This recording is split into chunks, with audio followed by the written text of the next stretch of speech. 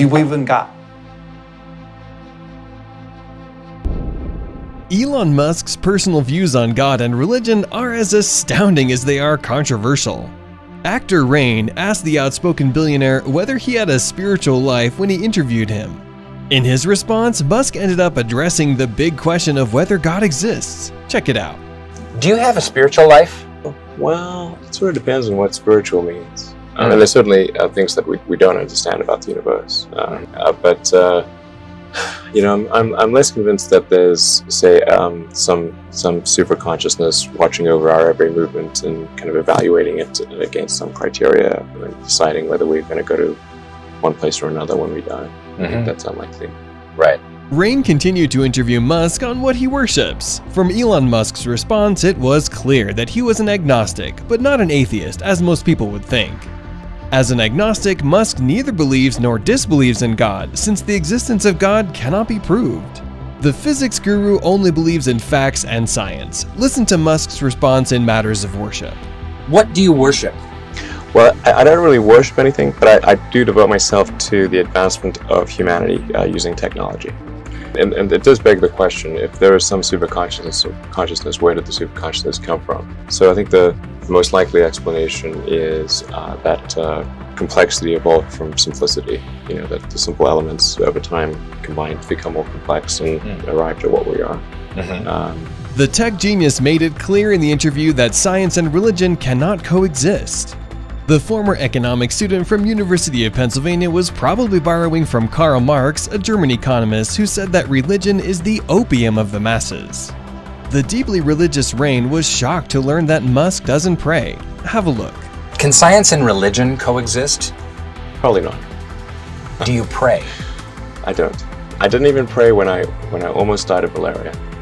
Wow, that's really not praying. Right. So you put your money where your bug spray was. Yeah. You're blowing my mind. You deal with so much stuff. I mean, you deal with space travel and energy and the source of consciousness, and you're thinking about all of these giant life's big questions. What blows your mind? What gives you awe? Well, I think the nature of the universe gives me awe, and just the huge expanse of the universe, and how far away things are and how big they are. And the fact that there are things like supermassive black holes that are equal to 1 billion suns. What about dark matter? Doesn't that freak you out too? Yeah, and dark matter is also. Dark matter, dark energy are kind of interesting because I'm not sure what those actually are. People don't know what those actually are, and particularly dark energy. In fact, that may be an argument for this being a simulation, because in a simulation, you could just make things be however you want. The laws don't all have to be consistent. Don't be deceived into believing that Musk is ignorant about religion. As a child, the boy Elon Musk attended an Anglican Sunday school and learned at a Jewish preschool. He probably knows more about the Bible and Christianity than most folks, as seen in the following interview. Follow through. Okay, how many people have actually read the Bible? Fewer than probably say they have, but... Oh yeah, do you have at one point, when I was a kid, I had this existential crisis, and I was trying to figure out what's the meaning of life. And I was like, oh, it all means nothing. It's all, and I read like a whole bunch of religious books, including the Bible, and I'm like, there's a bunch of things in there they didn't teach you in Sunday school. Sodom and Gomorrah, dark. Yikes. God sure changes his mind from the Old Testament to the New Testament. I'm like, whoa, that's pretty vengeful in the Old Testament. Or maybe we can have a chapter past Revelations. But is there a happy ending here? Revelations Part 2, the happy ending? In the same interview, Musk was challenged as to whether he would accept Jesus as his personal savior. After evading the question for some time, Musk responded by saying that he would not mind being saved if Jesus has the powers to save. It would be quite a spectacle seeing Musk being baptized.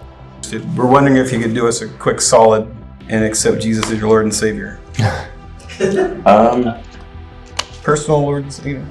It's a quick prayer.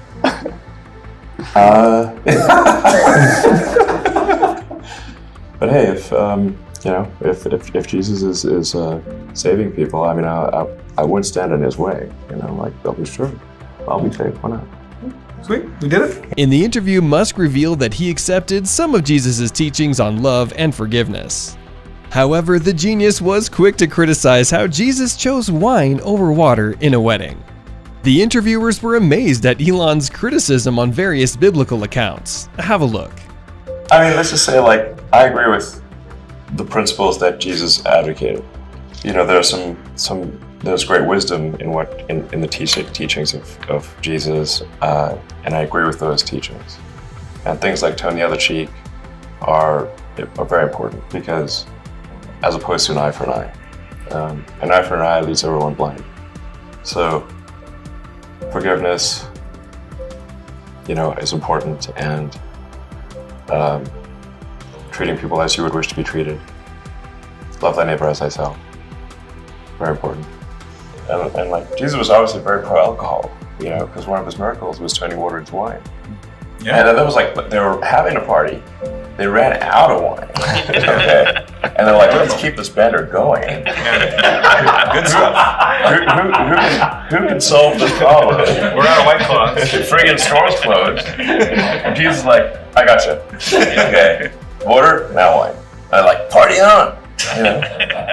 So, you know, accurate. Pro-partying with alcohol is literally one of the miracles. It is interesting how the SpaceX CEO understands rocket science but does not understand the origin of life. The genius explained to Dr. Crystal Dilworth of the efforts that he has made to help understand the existential crisis during a late-night chat at Canadian Consul's residence in Los Angeles. Here's what Elon had to say. I had this like existential crisis when I was a kid, and tried to figure out what's it all about, and none of the books I read seemed to actually have a good answer. You know, so I read all the religious texts, and I read a bunch of philosophy books, and they were all quite depressing.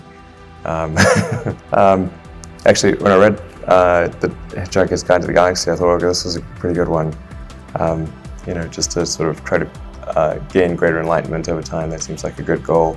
If you don't really know what the meaning of life is, or even really what the right questions are to ask, but if we can improve our understanding of the universe, then eventually we can figure out what the right question to ask is. You know, if it's not meaning of life, it's something, you know.